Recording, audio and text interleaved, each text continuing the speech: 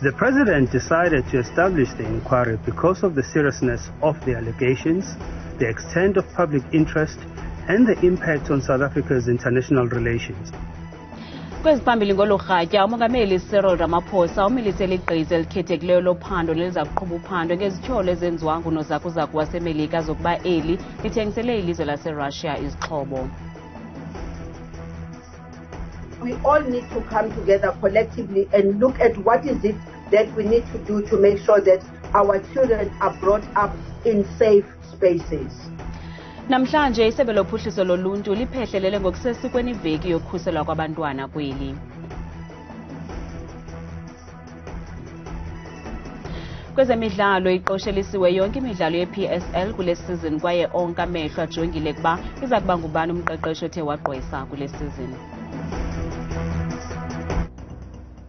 Umongameli Cyril Ramaphosa uchonge ijaji edla umhlala-phantsi uJaji Phineas Mojapelo ukuba akhokele igqiza lophando elizimeleyo nelinamalungu amathathu ukuba liphande ukufika kwenqanawa yaseRussia egama linguLady R eSimonstown eNtshona Koloni ngoDisemba onyaka ophelileyo. UJaji Mojapelo uza kusebenzisana no-advocate Leah Cabashe kwakunye nalowo wayesakuba ngusekela mphathiso wesebe lezemfundo umnumzana Enver Sati. Okukulandela izityholo ezenziwe ngunozakuzaku waseMelika zokuba eli lathengisele Russia izixhobo.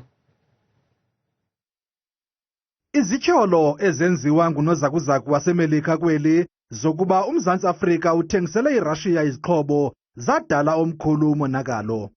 Kungeso sizathu ke umongameli Cyril Ramaphosa egqibe kwelokuba amilisele igqiza lophando elizimeleyo eliza kujongana nezi zityholo kwanokujonga ukuba ingaba inqanawa yaseRussia uLady R yayizokwenzani kwizibuko laseSimonstown kwaye yayithwele ntoni ngethuba ifika naxa ibuyela kwelaseRussia. The President decided to establish the inquiry because of the seriousness of the allegations, the extent of public interest, and the impact on South Africa's international relations. The panel will complete its investigation within 6 weeks of its appointment and will be expected to deliver its report to the President within 2 weeks. Ukanti ingcali kwezobudlelwane bamazwe ehlabathi uGqirha Kingsley Makhubela ithi besingekho isidingo sokumiselwa kweli gqiza lophando lizimeleyo. This, in my own view, required military generals to set up exactly what happened there, what was loaded into the ship, what was offloaded in the ship if there was anything, and give the report actually to the President and appropriate action be taken. For us to really set up a commission of inquiry, we're setting ourselves for a precedent that everything that happens in the country, we're going to be setting up commissions of inquiry. That's where the problem is. Kusenjalo, iqela le-DA lithi ukufika kwale nqanawa yaseRussia kwizibuko laseSimonstown kwatyeshelwa imithetho yezokhuselo yeli. If something like this can happen at the naval base, Simonstown, which is our biggest and most important naval base, that will be a major catastrophe in terms of a breach of security, a national breach of security.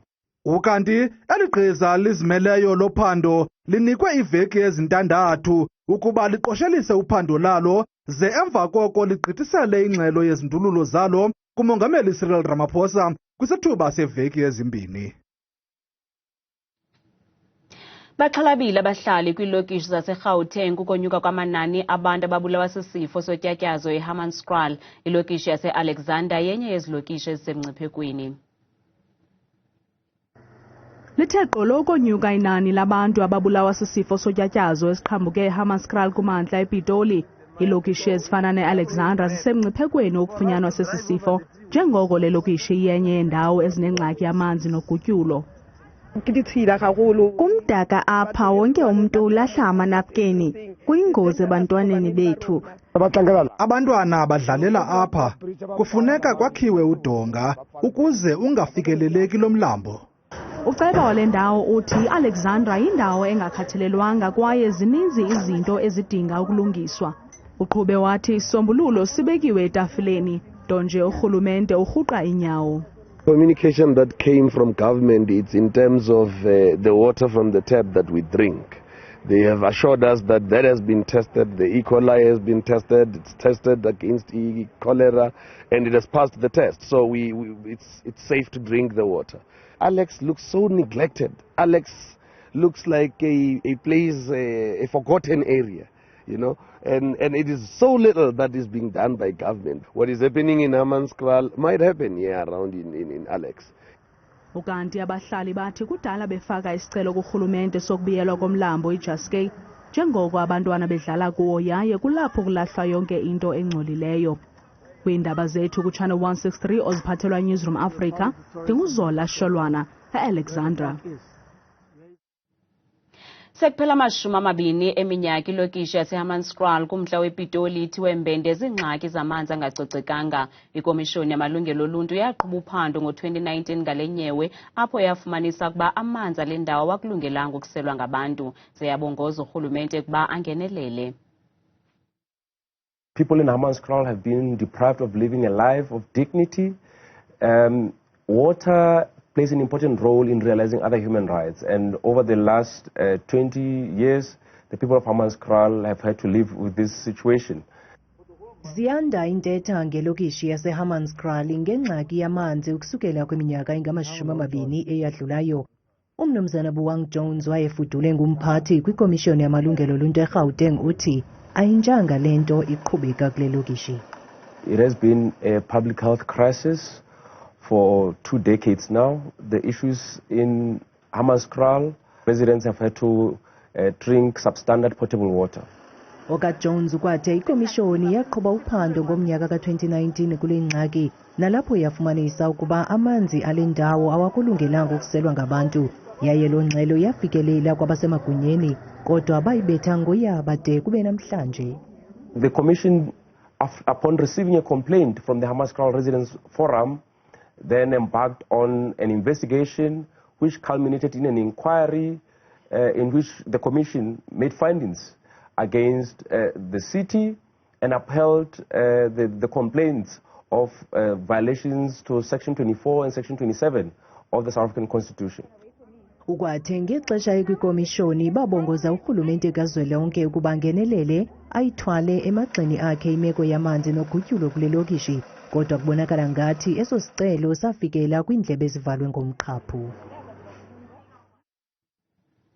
Namhlanje isebe lijongene nophuhliso loluntu liphehlelele iveki yokhuseleko labantwana i-Child Protection Week eKapa kwiphondo lentshona koloni. Umphathiswa weli sebe unkosikazi Lindiwe Zulu uthi kusafuneka kugxilwe nangakumbi kubantwana abangenabazali.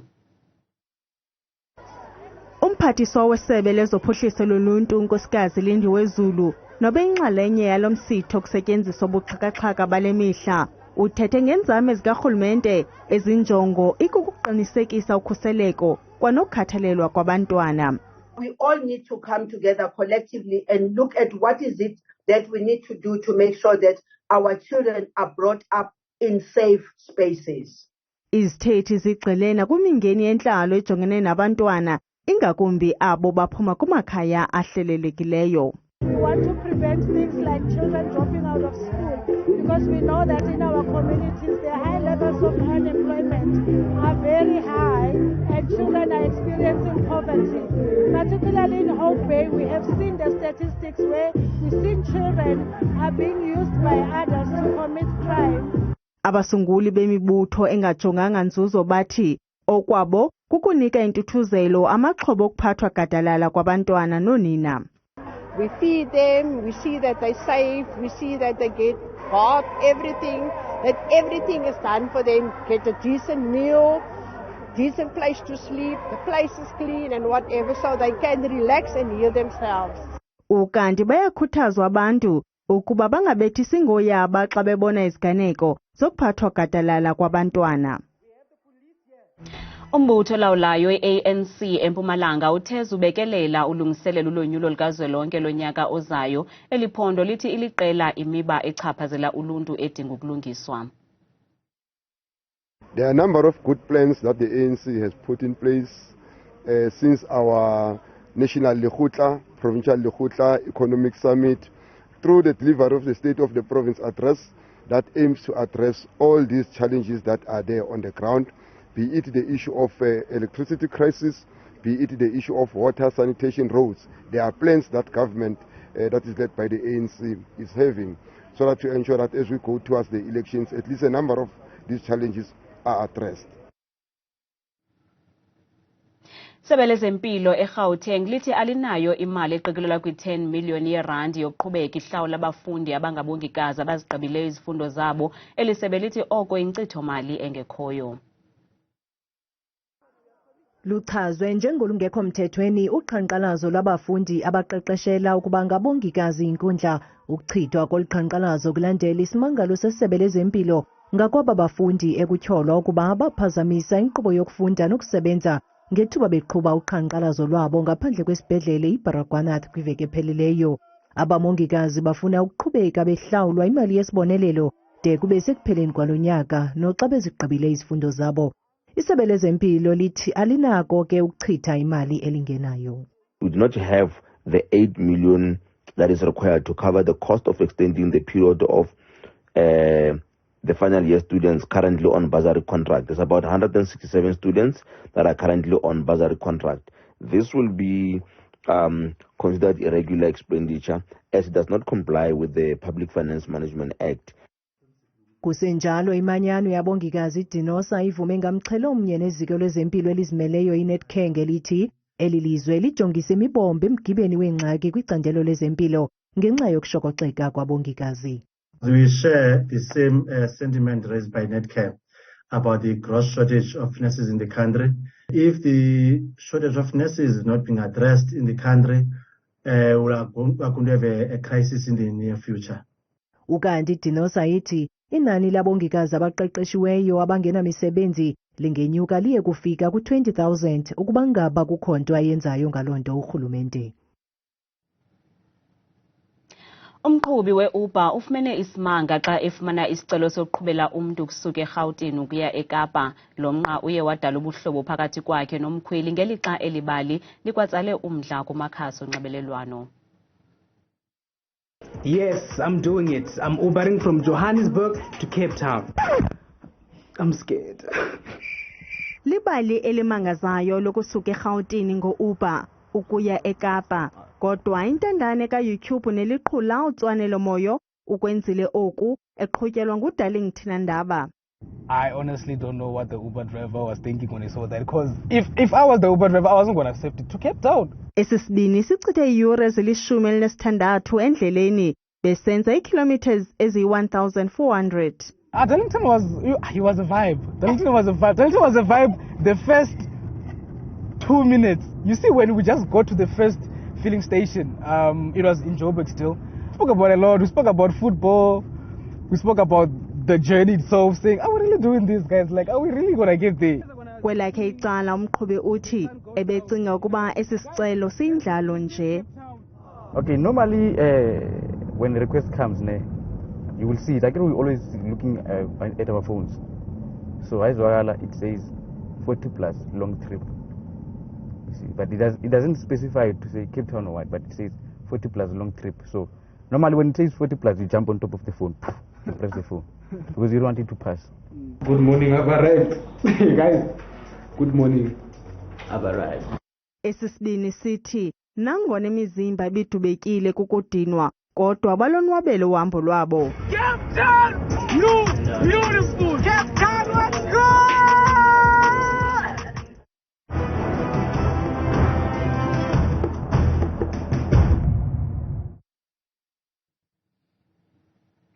Kokuhlanje i-PSL iza kubamba umsitho wokuwongwa kwabadlali nabaqeqeshi abathe bagqwesa kule season kwaye onke amehlo aza kubethe ntsho efuna ukubona ukuba ingaba iza kuba nguRulani Mukwena, uJose Rivero okanye uGavin Hunt kusinina umqeqeshi wonyaka. Sele ziqalile ingxoxo kuphikiswana ukuba ingaba iza kuba ngubani na umqeqeshi othe wagqwesa kwi-PSL kule season isandokuphela. Mabini ke amagama anqenqeza phambili lelo lomqeqeshi eMamelodi Sundowns uRulani Mukwena kwakunye nomqeqeshi weOrlando Pirates uJose Rivero. Bobabini aba baqeqeshi baphumelele indebe kule season. ISundowns ikhusele intshinga yayo yeDStv Premiership ze yabethwa kwi-semi-finals zendebe yeCAF Champions League. Kwelinye icala amabhakaniya nawo aqhube kakuhle kakhulu phantsi kwaRibeiro kwaye azibekele indawo kwiCAF Champions League kwisizini ezayo. Ezikamagebhula ziphumelele indebe ye-MTN 8 kwakunye ne-Nedbank Cup kule sizini. Uninzi ke luthi omnye kwababaqeqeshi kumele alifumane iwonga nembasa yomqeqeshi wonyaka obalaseleyo. Ukanti igama likaGavin Hunt weSuperSport United nalo liyavela nanjengoko elithathile eliqela walibeka kwindawo yesithathu kwilog. Zonke ke impendulo ziza kufumaneka ngentsimbi yesibhozo ngokuhlwa nje kumsitho we-PSL wokuwongwa kwabadlali nabaqeqeshi. Kanti ke abantu bazityande igila kumakhasi ethu ezonxibelelwano ngomqeqeshi abacinga ukuba bebalasele kule season.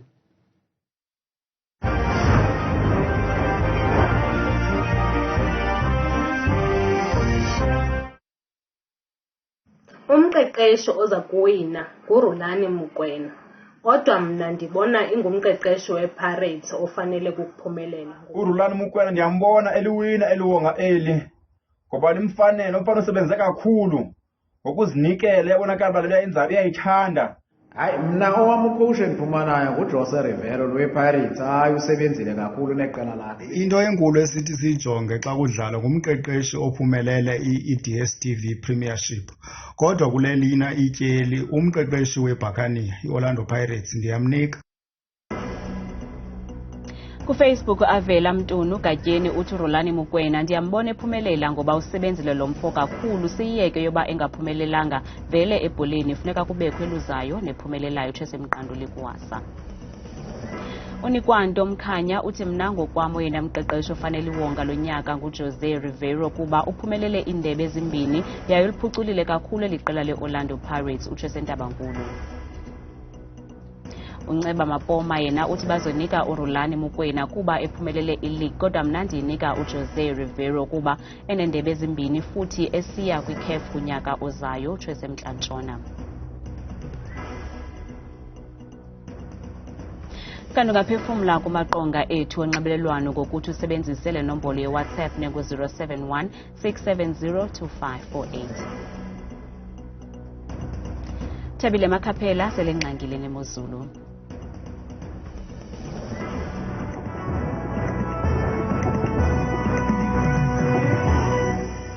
Nkosi kakhulu kuwe mamqwathi apho ezindabeni. Dabulisa kuwe Mzontsundu apha ekhaya ndikwamkela kaloku apha edesikeni yemozulu. Gama lam ke ndikuthabile umamvelase wakwamakhaphela bethuna. Nantsi ke imozulu. Sivula kodwa phaya kaloku eMonti eMpuma Koloni ngo-19 degrees ekhatshwa zezintshizane zemvula ngomsana. Kusenjalo ke naphaya koGqeberha neziphaluka nguye futhi la 18 degrees ekhatshwa nomathontsi wezomvula. Nansi ke bukele imeko phaya eFree State eBloemfontein ngamashumi 22 kusasibekele kakhulu phaya emini ngomso kanti kube njalo Mzontsundu eSasolburg ngo-23 degrees ekhatshwa nje ngamafu. Hamba nami sijonge phaya eGauteng eJohannesburg ethembisa ngo-20 degrees omathumba ntaka nje kwasekuseni ngomso kube njalo nangorhatya wakhona phaya koVereeniging ngo-23 degrees naye usasibekele kakhulu ngemini yangomso. Kanti yona imeko yenjenje phaya kwaZulu Natal eThekwini ngama-22 ngamafu nje Mzontsundu phaa ngorhatya lwangomso kanti kwakhona le meko isafana naphaya eMgungundlovu ku-20 degrees naye usibekele. Kanti yona imeko phaya eLimpopo ePhalaburwa ngama-27 kuzole nje kamnandi phaya ngorhatya lwangomso kanti kusenjalo kwakhona ke Mzontsundu kwakhona ePolokwane ngo-23 degrees uzole nje kamandi emini ngomso. Kanti yona imeko yenjenje phaya eMpumalanga eMbombela ngama-20 ekhatshwa sisixhenxe kumathumba ntakampela phaa ngorhatya lwangomso kanti kusafana ke Mzontsundu phaya eSekunda ngo-23 degrees naye ngamafu nje kuphela.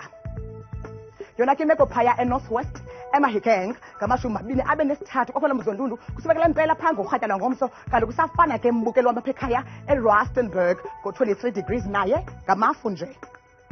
Yona ke imeko phaya eNorthern Cape eKimberley ngo-24 degrees naye ngamathontsana nje ezontshizane phaya ekuseni ngomso kanti bebufana le meko naphaya eUppington ngo-25 degrees kwamathontsi emvula. Nantso ke imeko Mzontsundu phaya eNtshona Koloni eKapa neziphaluka ngo-17 degrees kweentshizane zemvula kanti siyayivula siyivale imozulu siqukumbela ngeGeorge ngo-17 degrees kwamathontsi emvula. Ndikukhutha nengoza mna Mzontsundu ndikuthanda kakade xesha lemyoli.